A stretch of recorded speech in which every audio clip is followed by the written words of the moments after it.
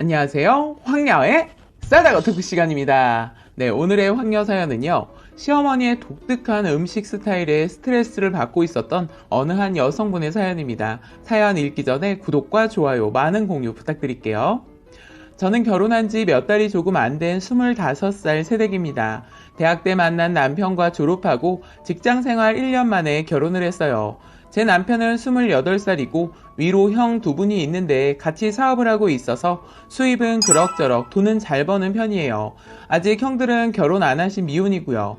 저는 결혼하고 지금 직장 생활을 그만두고 일주일에 월수금 학원을 다니며 공부를 하고 있어요. 그러다 보니 시간이 비교적 많아서 일주일에 2번 이상 시댁에 갑니다. 남편이 바쁠 땐 주말에도 업무를 보러 회사에 나가서 저 혼자 갈 때가 더 많습니다. 시댁과 거리도 차 타고 30분 정도의 거리라 자주 간다고 보시면 돼요.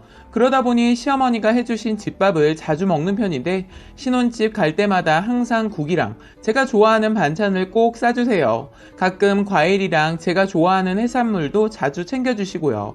저희 친정도 마찬가지로 저희 남편이 좋아하는 반찬을 꼭 줘서 2주에 한 번씩 주십니다. 그러기 때문에 결혼한 지 몇 달이 다 되어 가는데 반찬 만든 적이 거의 없었던 것 같아요. 대부분 시댁과 친정에서 주신 반찬과 국이 있어서 나름 편안한 신혼생활을 하고 있는데 시댁에 자주 가면서부터 시어머니가 음식 만드는 모습을 자주 지켜보게 되었어요. 처음에는 많이 놀랐습니다. 저희 시어머니는 비닐장갑 끼는 걸 불편해하다고 하시면서 거의 손으로 대부분 음식을 하고 버무리시고 묻히고 하는 편이세요. 음식 맛은 손맛이다 그러시면서요. 시어머니가 손이 더러운 것도 아니고 항상 청결하게 씻기도 하고요. 아무튼 맛있으면 됐지 이렇게 생각하곤 했는데 옆에서 보면 제가 이해하려고 해도 받아들이기 힘든 부분들이 있어서 몇 자 적어보려고요. 흔히 주방에서 쓰는 행주 있잖아요. 식탁 닦는 행주요. 그런 행주 자주 삶아야 하는 거 맞죠? 제가 없을 땐 행주를 삶으시는진 잘 모르겠지만 행주를 빨아도 오물 흔적도 남아있고 냄새가 조금 나기도 하는데 제가 깨끗하게 설거지해둔 그릇에 일일이 그 행주로 물기를 닦더라고요. 그리고 설거지통도 있잖아요. 보통 설거지통엔 설거지만 담지 않나요? 근데 저희 어머니는 설거지통에다가 다른 것들도 하세요. 나물도 다듬고 반찬도 무치고요. 대부분 반찬 만들 때도 그 설거지통에 하시고 음식물을 담고 만들더라고요. 아무리 설거지통을 깨끗하게 씻는다 쳐도 세제 거품이 많이 배인 곳인데 계면 활성제가 몸에 안 좋잖아요. 소량을 먹는다고 해서 몸에 이상은 없겠지만 장기간 복용하게 되면 좋을 것 같지 않고요. 그래도 여기까진 이해했습니다. 솔직히 저희 엄마는 그러시지 않으신데 저희 외할머니 살아계실 때 할머니 댁에 가면 설거지통에 수저그릇 담아놓고 수세미로 수저 문지른 다음에 깨끗한 물로 헹구지 않고 그 설거지통 물로 대충 씻고 수저통에 올려놓고 페트병은 얼마나 오래 썼는지 뚜껑 주변이 시커멓고요. 정말 더러웠는데 거기에 물을 담거나 제가 좋아하는 식혜를 내서 그 통에 많이 담아주셨으니까요. 어릴 때라 전 아무렇지 않게 잘 먹었는데 저희 엄마가 항상 정색하면서 할머니 부엌일에 참견을 많이 했어요. 전 어릴 때라 그냥 넘어가긴 했지만요.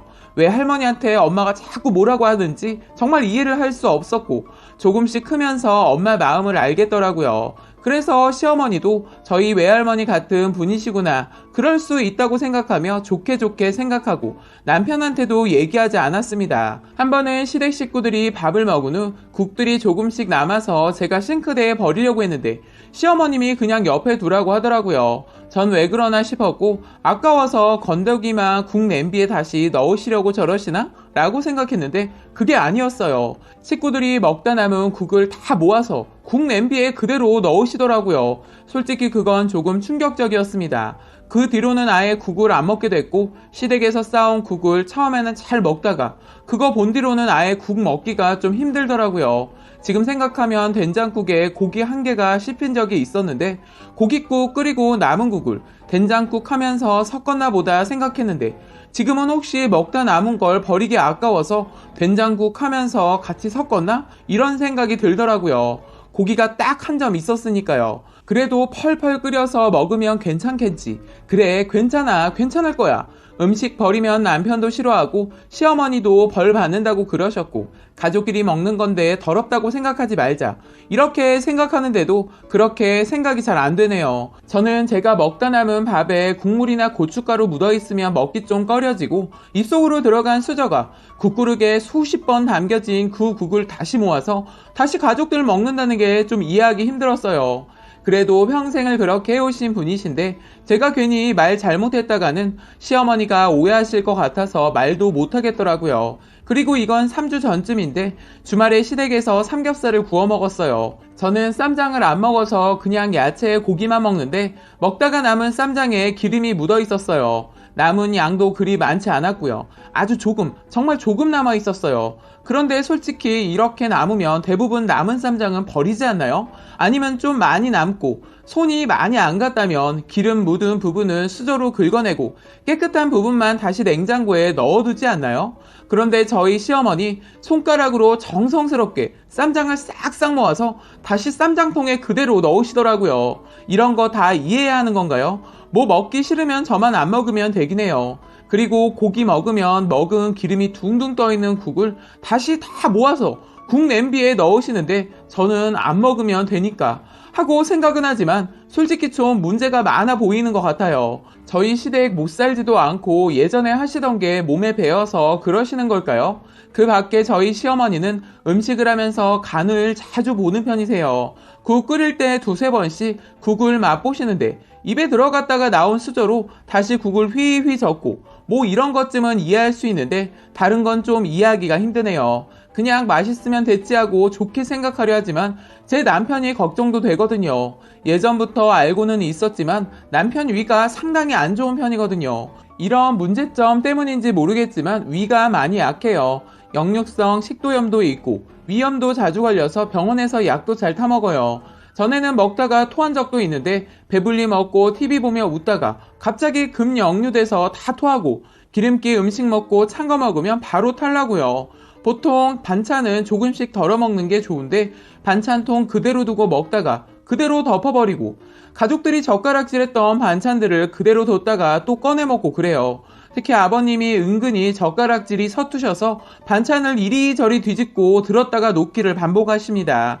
그럼 전 그 반찬에 손이 안 가더라고요. 그리고 식후에 생리적인 현상, 트름을 아무렇지 않게 시부모님 두 분 다 걸쭉하게 하세요. 가끔은 밥 먹으면서 트름하시고 방귀도 뻥뻥 끼십니다. 솔직히 전 좀 그래요. 어쩔 수 없는 거라지만 제가 살아온 환경 자체가 틀리기 때문에 더더욱 이해가 안 가는 부분들이 있네요. 생리적 현상까지는 제가 뭐라고 말하기 죄송한 부분이고요. 그런데 음식 때문에 지금 스트레스를 받고 있어요. 답답합니다. 라고 사연 올려주셨고요. 그 뒤로 후기 사연이 올라왔습니다. 3일 전 남편에게 힘들지만 이야기를 했어요. 조금 당황한 눈치더라고요. 저희 시댁 식구들 모두 좋으신 분들인 거 저도 잘 알고 있고 정말 남편에게 말하기 꺼려졌지만 제가 지금 너무 스트레스를 받고 있어 제가 어떻게 생각하고 있는지 분명 남편이 알아야 할 것 같았어요. 나 정말 자기네 집 이해가 안 간다, 더럽다, 같이 밥 못 먹겠다 등등 이렇게 말할 수는 없었어요. 솔직한 속마음이야 저게 맞지만 문제를 해결하는 것이 우선이기 때문에 그렇게 말하지 않았어요. 정말 좋게 이야기를 했습니다. 내가 살던 환경이랑 많이 다르다. 가족끼리 다 한 가족이지만 국 먹고 남은 것까지 다시 섞어서 국에 넣어서 그걸 또 끓여서 가족이 또 나눠 먹는 건 아닌 것 같다. 자기는 괜찮은 거냐? 나는 솔직히 너무 힘들다 등등으로 이야기를 시작했어요. 처음에는 가족인데를 외쳤지만 제가 하나하나 차근차근 논리적으로 설명을 하였습니다. 그랬더니 남편도 하나둘 제 이야기를 귀 기울여 주더라고요. 그러면서 남편이 하는 말이 시댁에 다시 가면 어머니가 그러시면 그때는 너가 바로 이야기를 해보아라. 어머니도 답답한 분이 아니고 내가 말하는 것보다는 너가 직접 어머니께 이야기하는 게 좋을 거다. 그러더라고요. 그래서 저도 남편에게 미리 허락도 받았기에 어제 시댁 갈 일이 있어서 갔습니다. 낮 시간이라 늦은 점심을 먹으려고 준비를 하고 있었어요. 어머니가 걸쭉하게 끓인 우렁 된장찌개와 생채 밥을 쓱쓱 비벼 먹었어요. 날도 이러니 참 맛있더라고요.